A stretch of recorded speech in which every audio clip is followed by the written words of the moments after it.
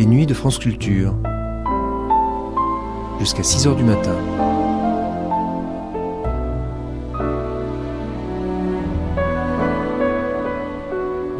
France Culture la nuit, une mémoire radiophonique.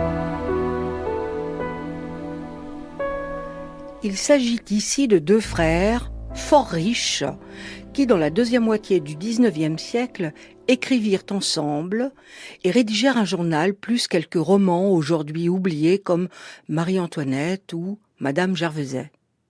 Ces deux frères, vous les avez reconnus, ce sont les Goncourt. Edmond, l'aîné plus sérieux, et Jules, plus fantasque, les fondateurs du prix fameux qui furent amis avec tous les écrivains et artistes de leur temps. Tourguenieff, Gavarni, Flaubert, Alphonse Daudet et Léon Daudet, Zola, Maupassant, Bainville, Mirbeau, Rodin, Carrière, Barrès et tant d'autres, qui fréquentèrent le fameux grenier d'Edmond, voulu par les deux frères, et qui était situé au 53 boulevard de Montmorency, dans le 16e arrondissement. Dans cette émission, quelques prix Goncourt évoquent les frères Goncourt.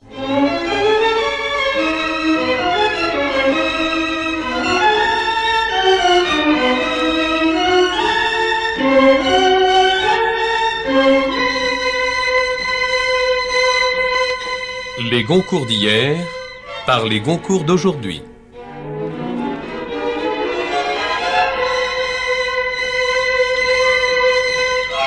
Une émission de Nino Franck, présentée par Gérard Boer de l'Académie Goncourt et réalisée par Guy Delaunay.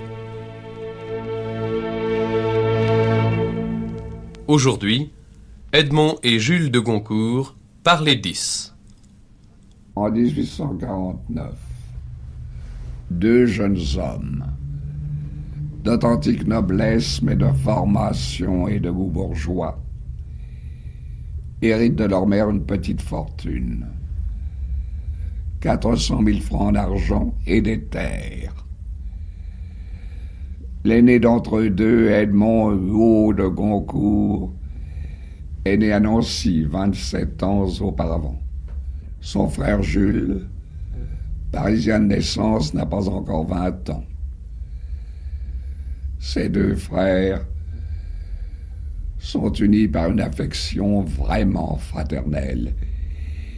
Ils vivent ensemble, partagent les mêmes penchants,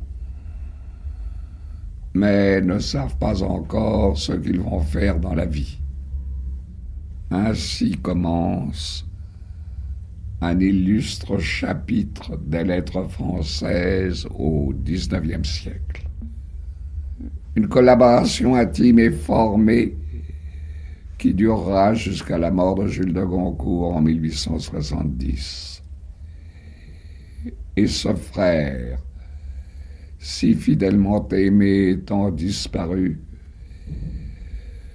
Edmond de Goncourt continuera d'écrire ce journal presque quotidien, comme un compte-rendu, comme une suite d'aveux recueillis pour celui qui n'est plus et pour la postérité. Sur les 11 cahiers où les Goncourt ont résumé, consigné le journal qui, autant que leur roman, autant que Germinie Lacerteux, que la fille Élisa, autant que leurs études d'art et leurs monographies sur le XVIIIe siècle, le meilleur à mon sens de leur œuvre, ont établi leur renommée.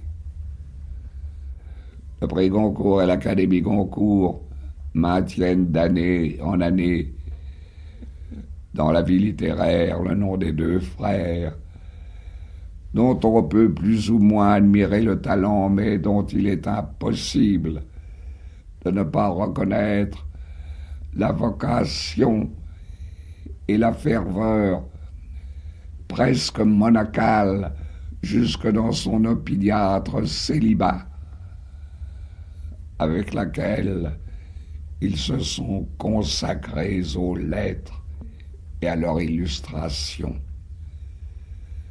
Leur résolution fut grande, leur privation certaine, mais la réussite ne l'est pas moins.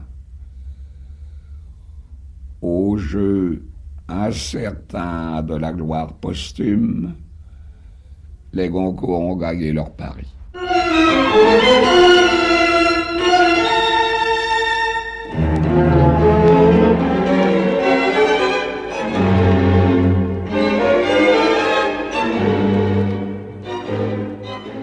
Edmond et Jules de Goncourt, leur œuvre et leur amour des lettres se trouvent à l'origine de l'académie que Edmond allait fonder.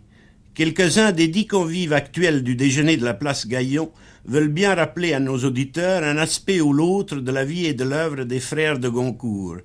Et d'abord, Roland d'Orgelès, président de l'Académie, évoque pour nous ce que fut le grenier du petit hôtel d'Auteuil où Edmond de Goncourt réunissait ses amis.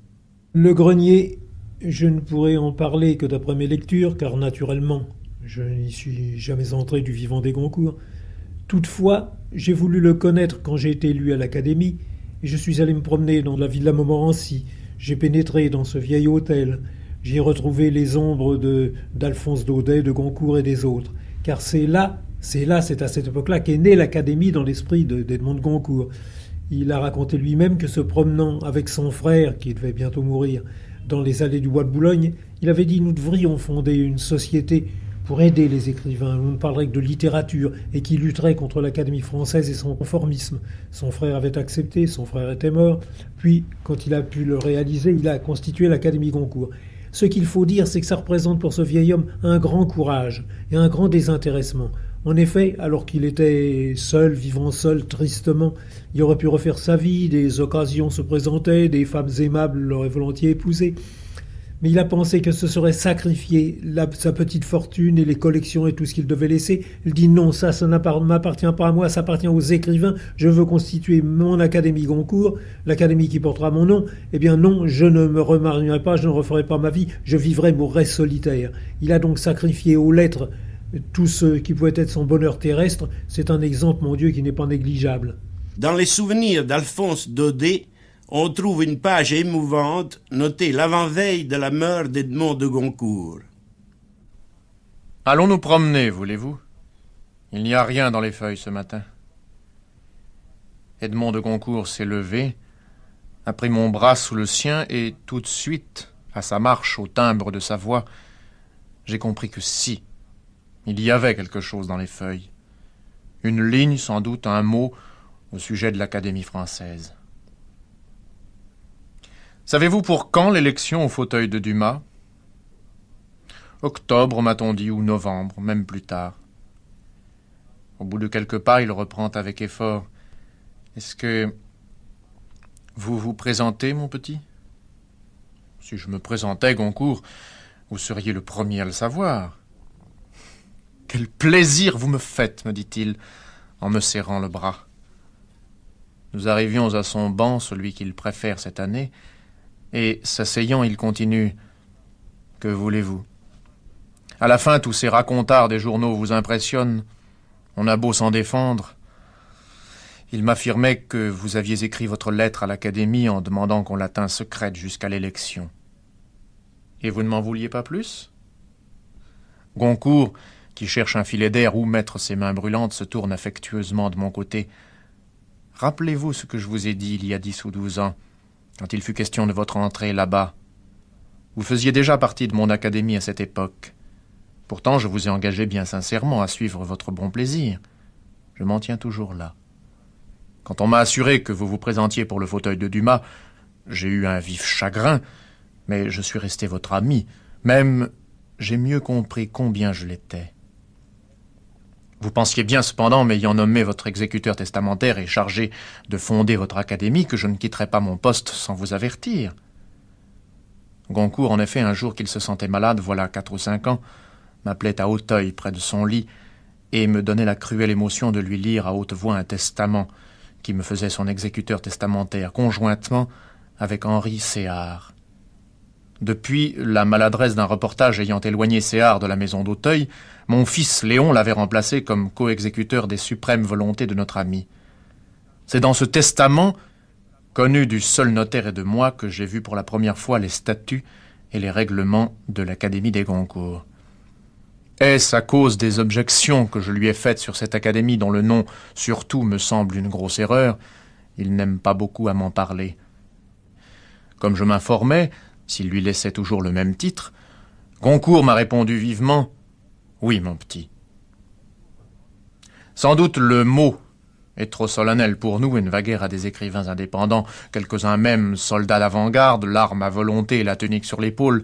J'ai songé à modifier notre titre comme vous le désiriez, dans un sens de simplicité, de bonne enfance. J'ai pensé à la table des Goncourt, au prix des Goncourt, mais un scrupule m'a toujours retenu.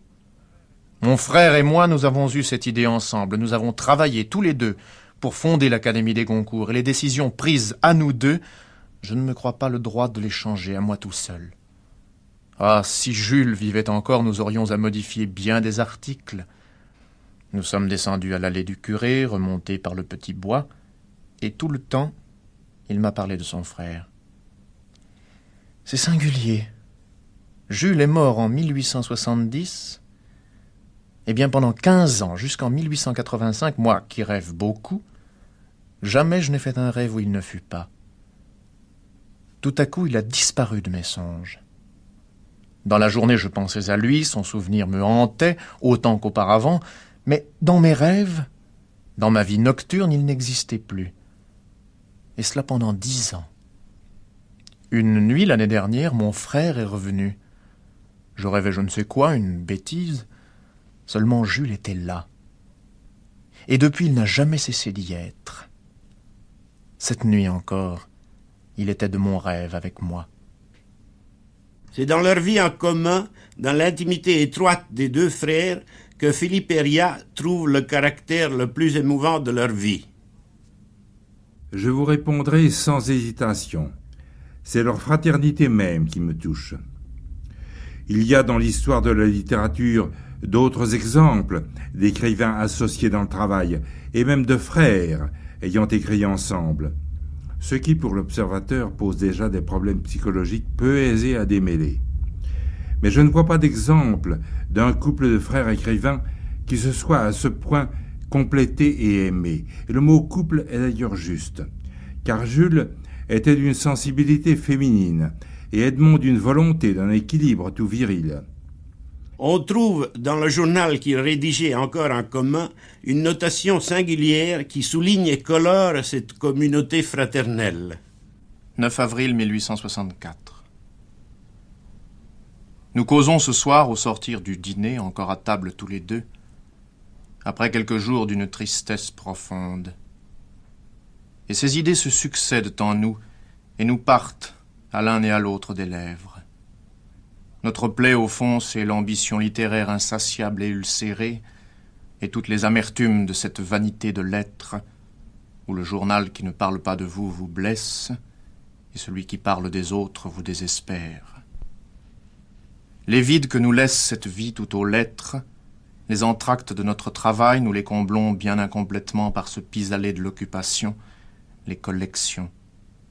Cela nous occupe sans nous remplir. Puis il y a une tendresse en nous qui reste sans issue, sans satisfaction.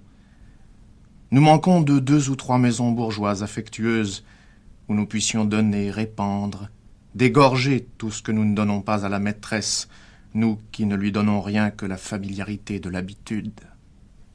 Nous qui, par le fait, ne sommes pas deux, qui ne nous sommes point l'un à l'autre une compagnie, nous qui souffrons en même temps des mêmes défaillances, des mêmes malaises, des mêmes maladies, nous qui ne sommes à nous deux qu'un isolé, un ennuyé, un maladif. Aussi trouvons-nous à la vie un goût de fadeur et, dans l'ennui de vivre, un perpétuel écœurement. Nous sommes comme des gens qui n'ont entre eux et le suicide que des œuvres à faire et leur cerveau à accoucher. Au bout de cette reconnaissance de nous-mêmes, il nous passe l'idée d'aller bientôt nous vautrer à plein dans la prostitution anglaise, dans ces corps de porcelaine, dans ces chairs de rêve, dans cette viande de keepsake. Au fond, de quoi nous plaindre? Point de chagrin, de quoi vivre, des malaises qui ne compromettent point encore la vie, des dartres heureusement placée, une maîtresse à deux qui tient plus de place dans notre lit que dans notre existence, une réputation littéraire. Pourquoi être désolé? Oh, pourquoi? Parce que nous avons des sens trop fins pour être heureux et des aptitudes merveilleuses pour nous empoisonner le bonheur, sitôt qu'il y en a un semblant entre nous.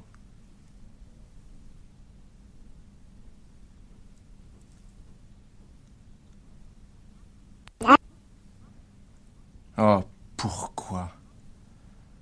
Parce que nous avons des sens trop fins pour être heureux et des aptitudes merveilleuses pour nous empoisonner le bonheur, sitôt qu'il y en a un semblant en nous. Nul mieux qu'André Billy, auteur de l'étude la plus exhaustive que nous ayons sur les frères de Goncourt, ne saurait peindre la personnalité un peu mystérieuse de Jules de Goncourt. Jules de Goncourt était très différent de son frère. De 10 ans environ son cadet, il avait de la fantaisie, il était entreprenant, il avait des liaisons voyantes. On a beaucoup dit que des deux frères, Jules était le seul à avoir du talent. C'est faux. La partie la plus intéressante du journal est celle qui a trait au siège de Paris et de la Commune. Elle est d'Edmond de Goncourt, puisque Jules était mort avant la déclaration de guerre. Mais il est certain que Jules avait du talent, avec du brio que n'avait pas Edmond. Quant à ses vies privées, on ne sait peu de choses. Beau garçon, il plaisait aux femmes. Edmond, bel homme, leur plaisait aussi, mais il les tenait à distance par son attitude hautaine et froide. La fin de Jules de Goncourt est dramatique. Le récit qu'enregistre le journal par la plume d'Edmond mêle à l'émotion l'esprit d'observation de l'écrivain naturaliste. 1870. À la tombée de la nuit, nous nous promenions sans parole dans le bois de Boulogne. Il était ce soir-là triste, plus triste que jamais. Je lui dis, « Voyons, mon ami, mettons que tu aies besoin pour te rétablir d'1 an, de 2 ans. Tu es tout jeune, tu n'as pas 40 ans. Eh bien, ne te restera-t-il pas assez d'années pour fabriquer des bouquins ?» Il me regarda de l'air étonné d'un homme qui voit percer le secret de sa pensée et me répondit, en appuyant sur chaque mot, « Je sens que je ne pourrai plus jamais travailler. Plus jamais. » Et tout ce que je pus lui dire n'eut d'autre effet que d'apporter un accent de colère à la phrase désespérée qu'il continuait à répéter. La scène d'hier soir m'a fait cruellement mal. J'ai eu toute la nuit en moi le sombre et concentré désespoir de sa figure, de sa voix, de son attitude. Le pauvre enfant. J'ai compris le secret de cette rage de travail pendant les mois d'octobre et de novembre. Et pourquoi je ne pouvais alors le faire lever de cette chaise où, du matin à la nuit, sans relâche et repoussant le repos, la main à la plume, il peinait sur le dernier livre qu'il devait signer. Le littérateur se pressait, se dépêchait, se hâtait avec un entêtement d'obstiné, de pressuré sans en vouloir perdre une minute, les dernières heures d'une intelligence, d'un talent prêts à sombrer. 9 mai 1870. Ce lundi, il lisait une page des Mémoires d'Outre-Tombe. Il est pris d'une petite colère à propos d'un mot qu'il prononce mal. Il s'arrête tout à coup. Je m'approche de lui. J'ai devant moi un être de pierre qui ne me répond pas et reste muet sur la page ouverte. Je lui dis de continuer. Il demeure silencieux. Je le regarde, je lui vois un air étrange avec comme des larmes et de l'effroi dans les yeux. Je le prends dans mes bras, je le soulève, je l'embrasse. Alors ses lèvres jettent avec effort des sons qui ne sont plus des paroles, des murmures, des bruissements douloureux qui ne disent rien. Il y a chez lui une horrible angoisse muette qui ne peut sortir de ses blondes moustaches toutes tremblantes, toutes frissonnantes. Serait-ce, mon Dieu, une paralysie de la parole ?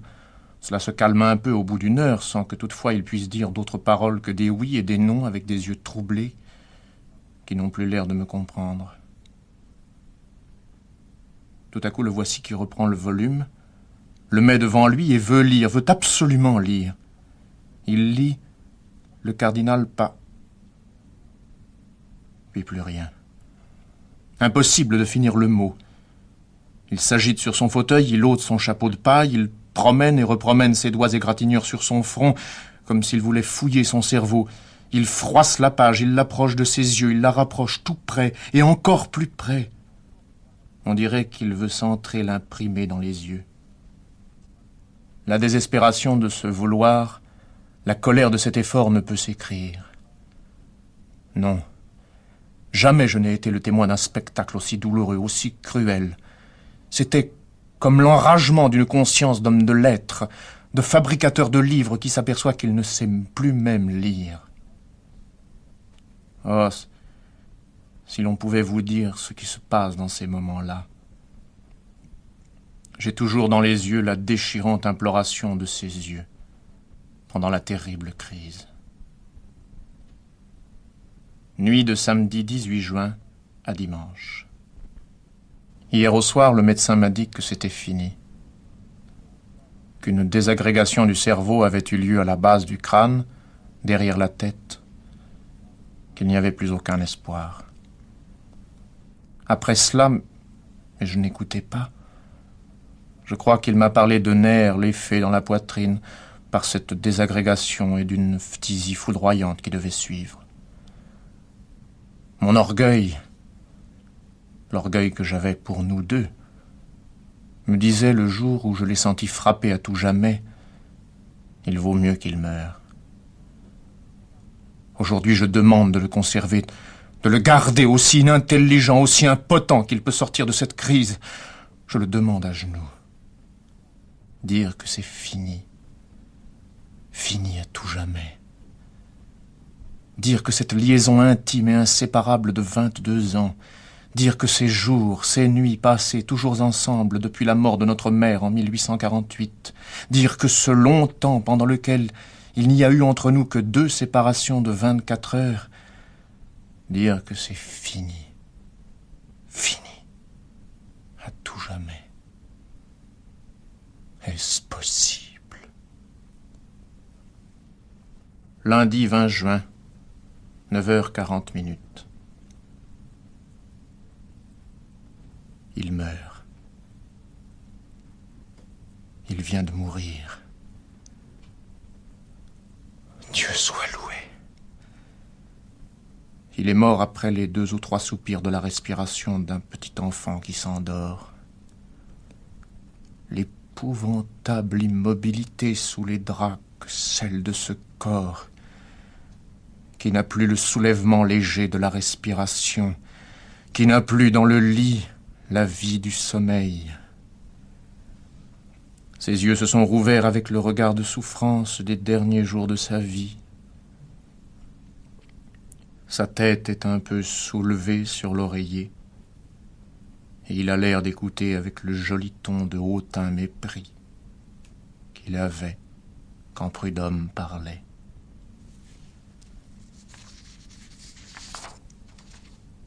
De toute sa physionomie semble s'élever une tristesse un peu sarcastique.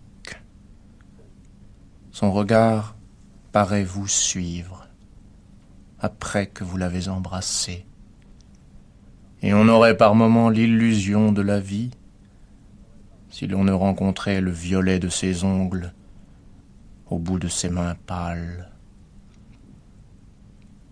Plus je le regarde, plus j'étudie ses traits, plus je trouve sur cette figure un air de souffrance morale que je n'ai vu persister sur aucune physionomie dans la mort. Plus je suis frappé de sa navrante tristesse. Et il me semble y lire, au-delà de la vie, le regret de l'œuvre interrompue, le regret de la vie, le regret de moi. C'est justement cet esprit d'observation qu'est le meilleur des mémorialistes qu'ont été les Goncourt et auquel va l'admiration d'Alexandre Arnoux. Oui, c'est les Goncourt, peintres de Paris, qui me séduisent le plus dans toute leur œuvre.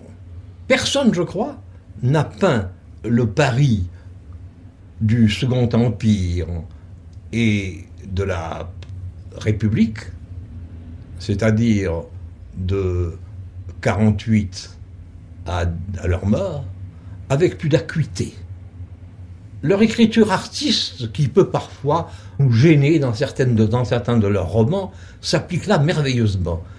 Ils ont peint Paris en pointe sèche, d'une sécheresse extraordinairement brillante. Je me souviens en particulier des pages où il raconte les journées de 48, des pages de la Commune qui sont inoubliables, faites avec une précision, un détachement et une vérité extraordinaire. En 1871, sur le siège de Paris et la Commune, le journal tenu désormais par Edmond de Goncourt seul enregistre des reportages étonnants sur les rues de Paris. Je vais à la découverte du Paris brûlé. Le palais royal est incendié, mais ces jolis frontons des 2 pavillons sur la place sont intacts. C'est de l'argent et de la reconstruction intérieure. Les Tuileries sont à rebâtir sur le jardin et sur la rue de Rivoli.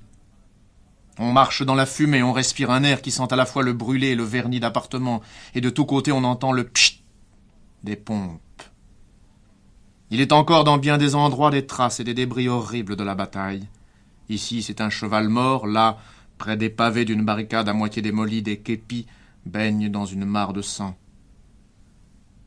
La grande destruction commence, se suivant d'une manière continue au Châtelet. Derrière le théâtre brûlé sont étalés sur le pavé les costumes. De la soie carbonisée où éclatent çà et là des paillettes d'or, des scintillements d'argent. De l'autre côté du quai, le palais de justice a le toit de sa tour ronde, décapitée. Les bâtiments neufs n'ont plus que le squelette de fer de leur toiture. La préfecture de police est un éboulement brûlant dans les fumées bleuâtres duquel brille l'or tout neuf de la Sainte-Chapelle. Par de petits sentiers faits au milieu des barricades qui ne sont pas encore démolies, j'arrive à l'hôtel de ville. La ruine est magnifique, splendide. La ruine aux tons couleur de rose, couleur cendre verte, couleur du fer rougi à blanc. La ruine brillante de l'agatisation qu'a prise la pierre cuite par le pétrole ressemble à la ruine d'un palais italien coloré par le soleil de plusieurs siècles, ou mieux encore à la ruine d'un palais magique baigné dans un opéra de lueurs et de reflets électriques. Avec ses niches vides, ses statuettes fracassées ou tronçonnées, son restant d'horloge, ses découpures de hautes fenêtres et de cheminées restées par je ne sais quelle puissance d'équilibre, debout dans le vide avec sa déchiqueture effritée sur le ciel bleu, elle est une merveille de pittoresque, à garder si le pays n'était pas condamné sans appel aux restaurations de M. Viollet-le-Duc. Ironie du hasard.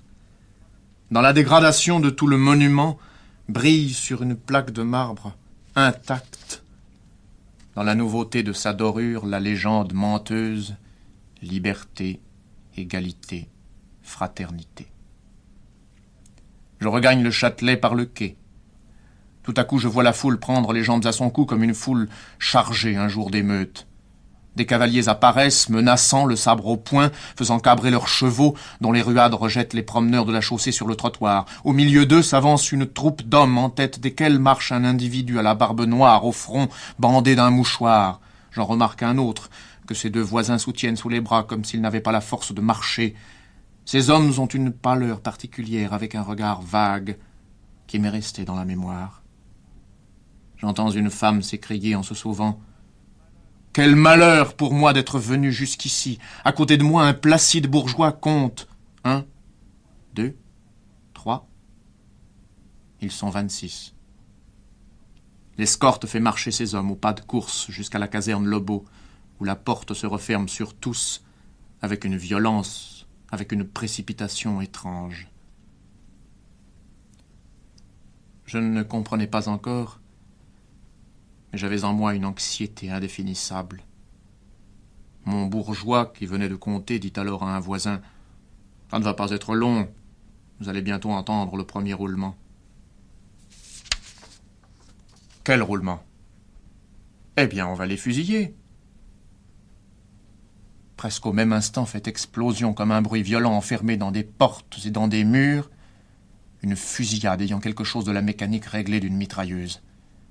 Il y a un premier, un second, un troisième, un quatrième, un cinquième. Rah! Homicide. Puis un grand intervalle, et encore un sixième, et encore 2 roulements précipités l'un sur l'autre. Ce bruit semble ne devoir jamais finir. Enfin, ça se tait. Chez tous, il y a un soulagement et l'on respire, quand éclate un coup fracassant qui remue sur ses gonds ébranlés la porte disjointe de la caserne, puis un autre, puis enfin le dernier. Ce sont les coups de grâce donnés par un sergent de ville à ceux qui ne sont pas morts. À ce moment, ainsi qu'une troupe d'hommes ivres, sort de la porte le peloton d'exécution avec du sang au bout de quelques-unes de ses baïonnettes. Et pendant que 2 fourgons fermés entrent dans la cour, se glisse dehors un ecclésiastique, dont on voit longtemps le long du mur extérieur de la caserne, le dos maigre, le parapluie, les jambes molles à marcher. C'est aussi aux auteurs du célèbre journal plutôt qu'aux romanciers que va l'intérêt d'Hervé Bazin.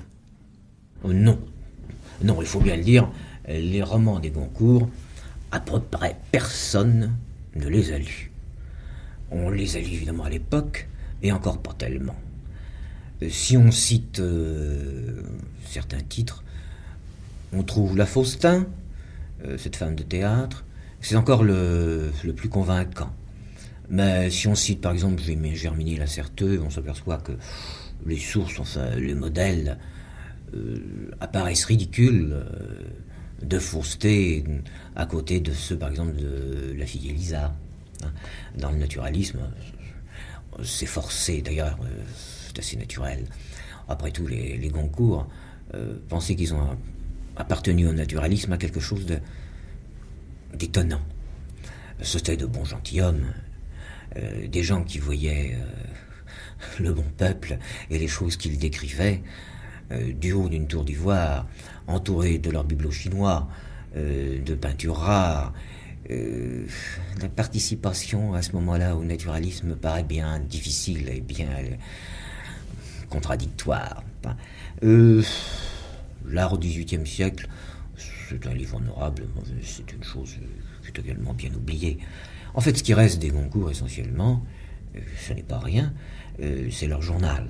J'entends bien.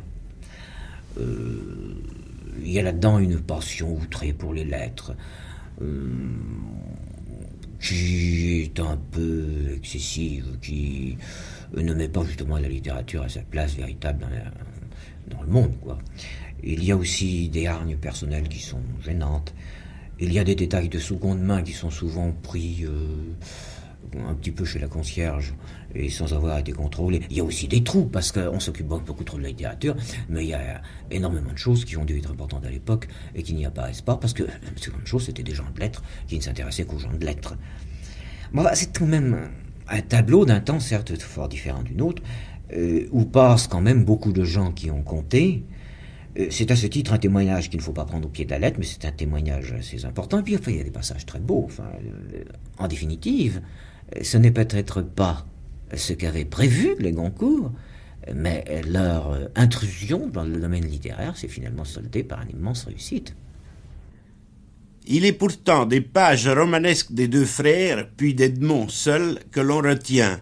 Ainsi de ce chapitre de la fille Élisa, où l'auteur décrit l'atonie de la prostituée détenue. Numéro 7999, approchez. La détenue ne bougea pas. Êtes-vous sourde? Hé, là-bas! Élisa se décida à se lever et se vautra à demi sur la barre avec un air indifférent et ennuyé. La prisonnière se trouvait dans la salle appelée le prétoire de la justice, où avaient lieu tous les samedis les garanties, c'est-à-dire la confirmation, au milieu d'un débat contradictoire, des punitions demandées par la sœur dénonçante, transmises à la supérieure, prononcées par le directeur. Sur une estrade, le directeur, dans son fauteuil de président, avait, à sa droite, la supérieure et la sœur dénonçante, à sa gauche, l'inspecteur et l'aumônier.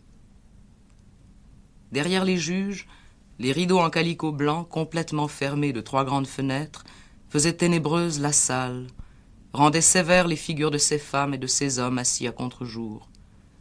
Les murs étaient tout nus, sans un tableau, sans une sculpture, sans un symbole de miséricorde qui fit espérer la coupable. En face du tribunal, la salle était coupée par une petite barrière en bois, et passé la barrière, les prisonnières, notées pour être punies, se tenaient dans des poses bien sages sur un grand banc. Le directeur reprit. « Vol de bons de cantine, refus de travail, c'est tous les samedis la même chanson. Hé, qu'est-ce que vous dites ?» Pas de réponse d'Élisa. « Ainsi c'est bien entendu, n'est-ce pas? Il y a chez vous la volonté de résister à votre directeur. » Pas de réponse d'Élisa. « Voyons, tête de bois, parlez, défendez-vous. »« Je veux que vous parliez, » s'écria d'une voix rageuse le directeur. Pas de réponse d'Élisa. « La perversité innée, » soupira le bien portant aumônier en faisant tourner ses pouces. « Alors c'est un défi. Pas vrai, numéro 7999 ?» Pas de réponse d'Élisa. « Dites au moins que vous ne recommencerez pas. Vous verrez que la matine ne le dira pas. » Élisa ne répondit pas plus que les autres fois. Ses yeux s'élevèrent seulement vers le directeur. Sa bouche se contracta dans une résolution de ne rien dire. Un nuage haineux passa sur son visage, et dans la femme que le tribunal avait sous les yeux sembla se glisser un être stupide et méchant. À plusieurs mois de là, dans la même salle et devant les mêmes juges, Élisa était encore à la barre, en son enfermement farouche et son mutisme indompté. Le directeur disait de sa petite voix musicale que la colère rendait plus marseillaise que d'ordinaire. « Toujours la même, et pis que jamais, et plus mauvaise diablesse chaque semaine. Oh, moi je ne vous ferai pas parler, la belle, je le sais. Mais avant d'employer les grands moyens, voyons si quelqu'un ne sera pas plus chanceux que moi. » À cet appel, la supérieure, avec un accent sévère, s'adressa à Élisa. « Vous avez entendu le directeur. Vous commettriez le dernier et le plus punissable des actes de désobéissance si à l'instant même vous ne témoigniez, par quelques paroles repentantes, le regret des fautes commises par vous, en même temps que la volonté de ne plus en commettre à l'avenir. » Ici, la supérieure s'arrêta court, en voyant le peu d'effet que l'exorde de son homélie produisait sur la détenue. Pendant que la supérieure parlait, l'inspecteur à la face nacrée de la nacre d'un hareng, un signe auquel se reconnaît une origine hollandaise, et un placide descendant de la race primitive de Waterland, aplatissait à plusieurs fois de ses 2 mains l'envolée rêche de ses cheveux roux. La supérieure se taisant, notre Hollandais, de sa bonne rude voix caressante, jeta à la femme en train d'être jugée. « Allons, mon enfant, assez de mauvaise tête comme cela. Autrefois on était gentille.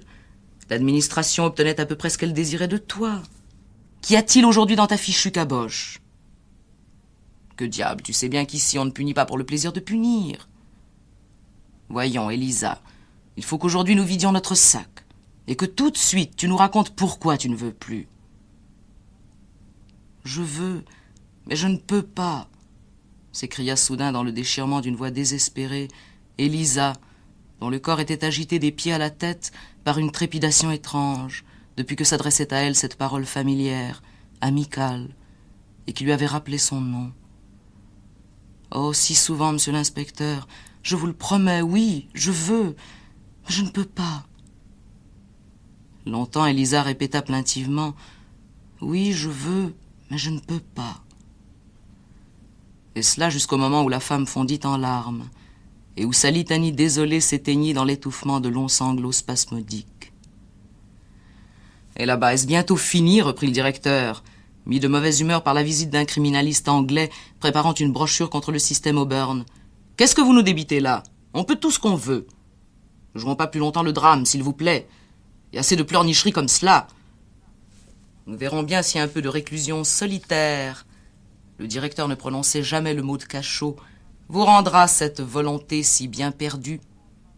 À une autre, au numéro 9007. Sur les Goncourt et la haute dignité de leur œuvre, Pierre Macorlan, à son tour, nous donne son avis et ses préférences. En réfléchissant bien, en prenant mon temps, j'aime l'œuvre des Goncourt pour une raison qui, pour moi, me touche profondément. C'est qu'ils ont toujours considéré la littérature comme le premier des beaux-arts. Nulle part mieux que dans leurs ouvrages historiques, peut-être, Edmond et Jules de Goncourt n'ont donné la mesure de leur art. Par exemple, dans ces pages où revivent deux demi-dieux du Directoire. Et pourtant, dans cette troupe de femmes, aimables au-delà du permis, influentes au-delà du raisonnable, dans ces créatures légères et usurpatrices, il en est quelques-unes de la famille des Cléopâtres, enchantresses qui charment la postérité. Il leur suffit de se montrer à l'histoire pour que l'histoire les regarde, leur sourit et leur pardonne. La jolie ambassadrice envoyée pour réconcilier les femmes avec la Révolution, les hommes avec la mode, le commerce avec la République, la France avec une cour.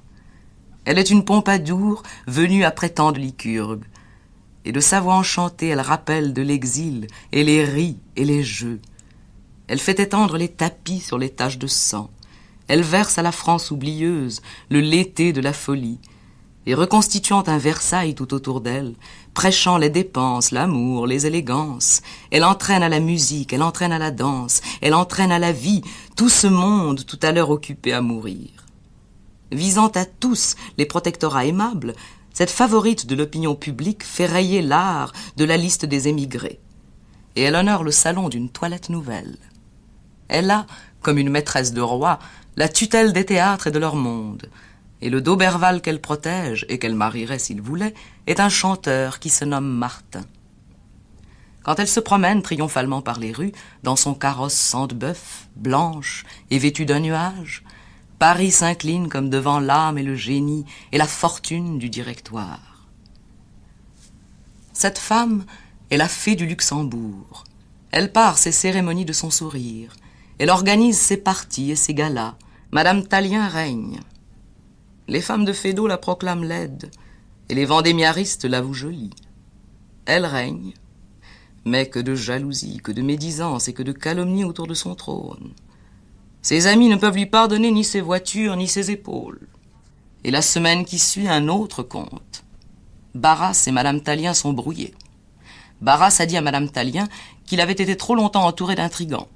Barras dans un salon afin de ne pas reconnaître Madame Tallien, et il a demandé tout haut « Quelle est cette femme ?» Ce dernier récit n'obtint guère créance dans le public. C'est un ménage d'inclination que Barras et Madame Tallien. Barras est le véritable mari des goûts de Madame Tallien, et ils passent à travers le Directoire, unis l'un à l'autre comme ils entrent dans les salons, Barras un bras passé autour de la taille de Madame Tallien, Madame Tallien un bras appuyé sur l'épaule de Barras. Barras n'est-il pas l'autre complice de la contre-révolution sensuelle du Directoire? Il veut l'Alcibiade de caserne, les roses et les vins, le bruit, les musiques, les parfums, les femmes, les jours enchantés, les nuits rayonnantes. S'il saute à cheval au canon de Vendémiaire, ce n'est pas pour sauver la République, c'est pour sauver Capoue. Il n'est pas de ces hommes qui aiment le pouvoir pour le pouvoir. Barras est un paresseux d'ambition. Il aime le trône pour son velours. Il lui suffit de vivre pour régner. Et les bonnes loges au spectacle, les grands dîners, l'état-major des laquais, les bals étincelants de lumière sont sa part de Directoire. Les affaires l'ennuient, les complots le dérangent. Il se plaît aux sociétés qui chassent les soucis, au monde folâtre des coulisses, aux festins des comédiens et des comédiennes. L'ancien habitué du tripot de l'hôtel d'Angleterre s'amuse aujourd'hui à jeter l'or au nez de la fortune sans la maudire. Et maintenant que les chevaux soupes au lait entraînent à Suresnes la ribaudaille dans des carrosses gris de lin, au train, aux traits d'argent, que les cors sonnent, que la meute des 100 chiens soit lâchée, et qu'au retour de la chasse dans la maison de ci-devant abbé de Bourbon, le vin de Constance coule dans les verres larges, à la santé des Vénus, Barras ne demande rien de plus au Dieu protecteur. brusquant l'amour, pressant les fêtes, oubliant la France, ripaillant, tandis que les malades meurent de faim dans les hôpitaux, Barras cueille leur présente sans prévoyance, vivant au jour le jour avec son esprit, sa bourse, ses maîtresses et sa conscience. Gérard Boer, lui, c'est aux écrivains d'art, aux critiques et connaisseurs exquis qu'il donne sa préférence. Je n'ai aucune hésitation à vous répondre. Ce sont les historiens du XVIIIe siècle, ce sont les critiques d'art. Les Goncourt ont vécu l'époque du romantisme, mais ils ont été le porte-parole et les véritables découvreurs, prospecteurs d'un XVIIIe siècle qui venait de s'achever et qui était alors méconnu. Ils en ont très bien parlé. Ils ont très bien parlé des peintres de ce temps-là, des êtres de ce temps-là.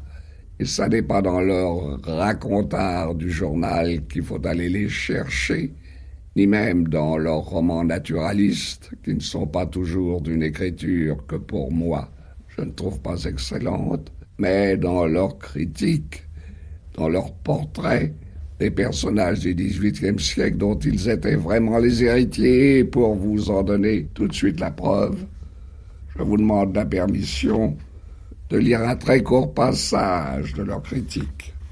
« Nul n'échappe à l'abandon, dit Goncourt dans une étude sur Chardin, au dégoût de l'époque, à ce parti pris d'injustice, à cette conspiration d'aveuglement. Latour, ce grand peintre qui touche tous les yeux par la vue du dessin, ce peintre de la physionomie française, Latour, que se vend-il? À peine 3 francs.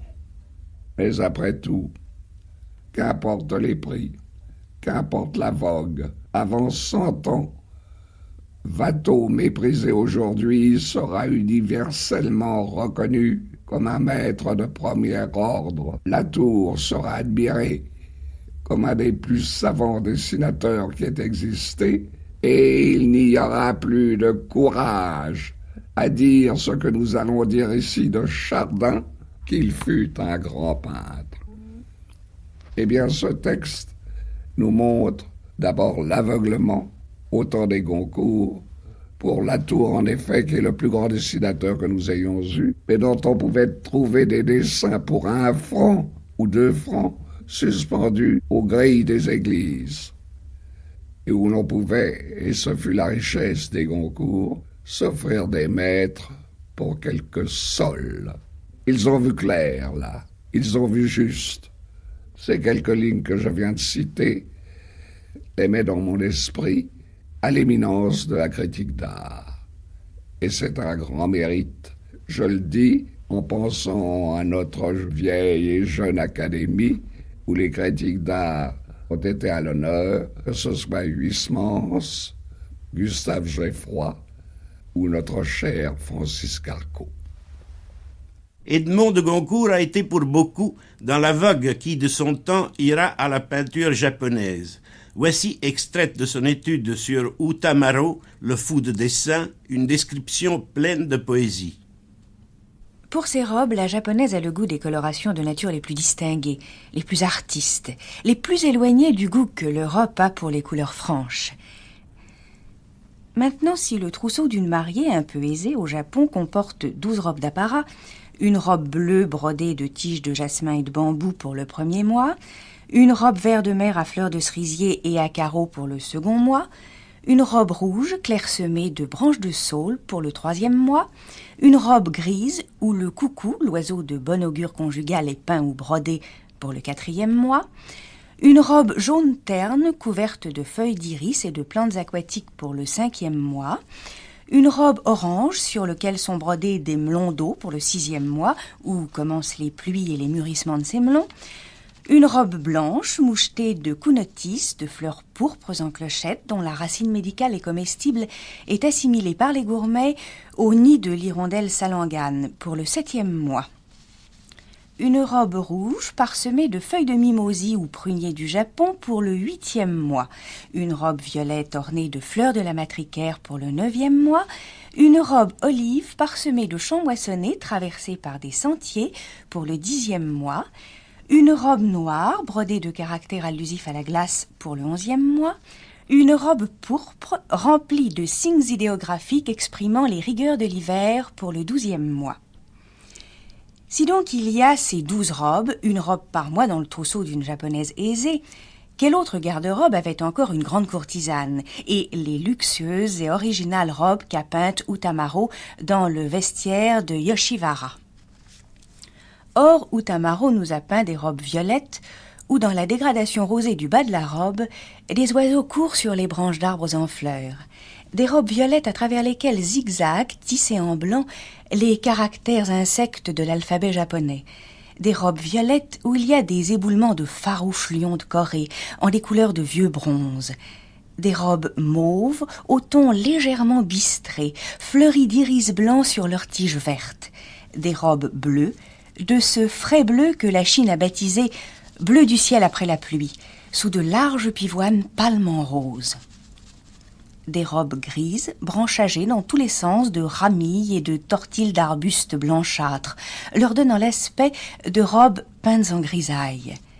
Des robes vert pois comme émaillées de fleurs de cerisier roses, des robes vertes d'un vert d'eau incolore, disparaissant sous ces fleurs de pavlonia qui sont les armoiries de la famille régnante. Des fleurs aux tiges violettes, aux 3 larges feuilles blanches. Des robes pourpres, sillonnées de cours d'eau où la bordure du bas montre la promenade de canards mandarins. Des robes d'un brun fauve, où pendillent des grappes de glycine. Des robes noires qui font de si beaux repoussoirs en cet étal de robes de couleur. Des robes noires fleuries de chrysanthèmes ou d'aiguilles de pin brodées en blanc. Des robes noires aux feuilles lancéolées de caladium couvertes de neige. Des robes noires ou de rose thé, dans des corbeilles de sparterie, se trouvent mêlées à des écrans, à des sceptres de commandement. Des robes où il y a des passages de grues héraldiques, des treillis imitant des cages où volettent des oiseaux, des grecs mêlés à des éventails, des têtes de dharma peintes à l'encre de Chine, de petits bouquets de hachures entrecroisées, disposition de robes qu'affectionne le dessin d'Utamaro et sous laquelle il fait le portrait des femmes aimées. Enfin, toutes les choses et les êtres de la nature vivante et inanimée et qui méritent à ces robes d'être appelées des robes tableaux. Et toujours la sobriété dans l'ornementation et ses semis de prédilection sur les robes de quelques fleurettes, ressemblant aux pétales rapportés sur le pli d'une manche, sur une épaule, d'une promenade sous des arbres à fleurs. À Armand Salacrou, auteur dramatique parmi les premiers de notre temps, l'œuvre théâtrale d'Edmond et Jules de Goncourt doit paraître mince. Il est évident, je crois, que ce qui les fait survivre, c'est surtout le journal, qui n'est pas toujours d'une vérité totale, mais enfin qui est anecdotique et qui rend compte à la fois de la vie de ces deux écrivains et la vie de leurs contemporains. Mais je m'intéresserai un peu plus, si vous le voulez bien, au théâtre de Goncourt. Et là, comme d'ailleurs dans son œuvre romanesque, ils ont ouvert beaucoup de portes, mais ils n'ont pas été très loin sur le chemin. Il est évident que les Goncourt ont eu une influence considérable sur l'évolution du théâtre, et on pourrait faire toute une thèse sur les rapports d'Antoine et des Goncourt et sur leurs pièces. Mais le théâtre est un art difficile, le théâtre est un art qui naît rapidement et qui meurt encore plus vite, et honnêtement, tout en reconnaissant l'importance pour un historien du théâtre de l'œuvre des Goncourt, je ne crois pas qu'elle passera les siècles. D'Henriette Maréchal, la seule pièce des Goncourt qui ait été représentée, voici une scène. Nous sommes au bal de l'opéra où, grâce au masque, d'honnêtes femmes, comme on disait, se fourvoyaient parfois parmi les lorettes et les cocottes. Théâtre d'aventure pour les jeunes dragueurs de l'époque, souvent à leurs premières armes. Laissez-moi là. Je ne vous touche pas, n'ayez pas peur. Je ne vous dirai rien si vous voulez. Tout à l'heure, ce que je vous ai dit, il ne faut pas m'en vouloir. Je ne savais pas, j'ai eu tort, je vous demande pardon. Pardonnez-moi, voulez-vous? Je vous ai dit... Mon Dieu, est-ce que je savais? Oh, vous ne vous figurez pas ce que c'est, ce que ça coûte pour parler. Et puis toutes les femmes ici, moi je croyais que... Oh, ce n'est pas vrai, je vois bien. Il y en a, je suis sûr maintenant, bien sûr, qu'il y en a qui viennent ici pour la première fois. Ne me répondez pas, ça m'est égal, je veux le croire. Et je le crois. Votre bras tremblait sous le mien tout à l'heure. Ne dites pas non, je l'ai senti. Et vous étiez tout effrayé. On sait que cela fait peur d'abord, n'est-ce pas? Ce bruit, ces cris, tout ce monde. C'est une joie qui vous glace. Mon Dieu, nous serions dans le monde, j'aurais fait un tour de valse avec vous, vous me laisseriez m'asseoir à côté de vous sur la même banquette. Et j'aurais touché votre taille, pourtant j'aurais eu votre main dans la mienne. Cela serait tout simple. Je vous ferai des compliments qu'on fait à une femme. Je ne vous manquerai pas de respect. Pour ça, je vous dirai, vous êtes belle. Laissons le monde, monsieur, nous n'y sommes pas. Parlez si ça vous fait plaisir, je n'écoute pas. Tenez, vraiment, vous feriez bien mieux de vous adresser à toutes ces femmes qui sont là. Mais toutes ces femmes, ça m'est égal, madame, ce n'est pas vous. Pourquoi vous ai-je suivi? Comment vous ai-je retrouvé dans la foule? Je ne sais pas. Pourquoi n'y a-t-il que vous ici pour moi? Dites-le-moi. Moi, je ne le sais pas. Ce que votre silence me murmure de vous, vos yeux, qui dans votre masque semblent me regarder comme des étoiles la nuit, tout ce qui me vient dans la tête, follement, la pensée que je vous sers à quelque chose, que je puis vous empêcher d'être insulté. Mais il n'y a que vous, encore une fois, pour me donner tous ces bonheurs-là. Vous riez? Oh, pardon. Mais c'est que vous êtes très amusant. Vous avez un petit air si convaincu, et puis vous faites des phrases comme on n'en fait plus. Je croyais que c'était perdu comme les Carlins, la race des amoureux au bal de l'opéra. Cela doit vous coûter, madame, d'être méchante. Et pourquoi l'être avec moi? Ce n'est pas très brave. Votre cœur a donc été heureux et comblé toujours pour avoir si peu de charité, et ne trouver qu'à rire quand je suis là, ne vous demandant qu'une chose, de baiser le bout de votre gant et de m'en souvenir toute ma vie. Savez-vous que vous êtes un peu fou, monsieur? Vous me faites une déclaration, car c'est une déclaration, n'est-ce pas? Sans me connaître, sans m'avoir vu. Vous tombez amoureux non de moi, mais de mon domino. Vous me croyez jeune, je ne sais pourquoi. Vous vous figurez que je suis venue ici chercher un cœur, et vous m'offrez le vôtre. Mais qui vous dit, s'il vous plaît, que je ne suis pas une honnête mère de famille, pas plus belle et pas plus jeune que toutes les mères de famille, amenée ici tout bonnement par la curiosité, par une bête envie de voir ça avant de mourir. Vous me le dites, ce n'est pas vrai. Non, rien que votre main que j'ai aperçue tout à l'heure, le bout de votre pied, on ne le cachez pas. Votre regard, votre front, enfin tout ce que je vois à aimer en vous sans vous voir, tout ce que je reconnaîtrais de vous que je ne connais pas. Vous êtes jeune. Je vous dis que vous êtes jeune. Gardez votre masque. Je sais que vous êtes belle. Et puis vous dites que vous êtes venu ici pour voir. Non, tenez, je ne sais quoi me dit que vous êtes venu ici comme j'y suis venu moi-même. Votre cœur a battu comme le mien en montant l'escalier. Assez, monsieur, je vous l'ordonne. Je vous obéis, madame. C'est fini. Je ne vous reverrai plus. Plus jamais. Demain, je ne serai plus rien pour vous. Moi, je n'oublierai pas. Et peut-être y aura-t-il un jour dans votre vie de femme une heure vide où votre pensée reviendra à cette nuit et où vous songerez à ce jeune homme qui vous apportait le dévouement de son premier amour. Monsieur, voulez-vous me donner le bras pour retrouver mon mari?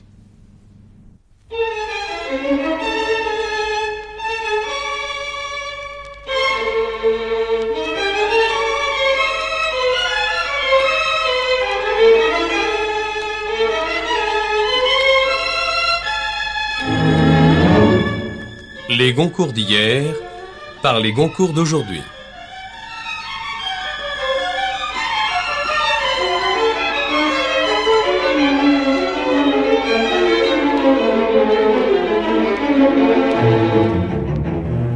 Une émission de Nino Franck, présentée par Gérard Boer de l'Académie Goncourt.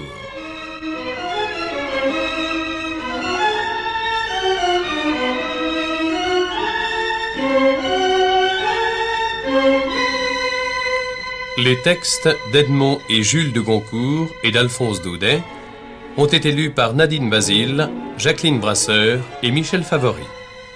Assistante de production Nicole Millienne. Réalisation Guy Delaunay. C'était aujourd'hui Edmond et Jules de Goncourt par les 10.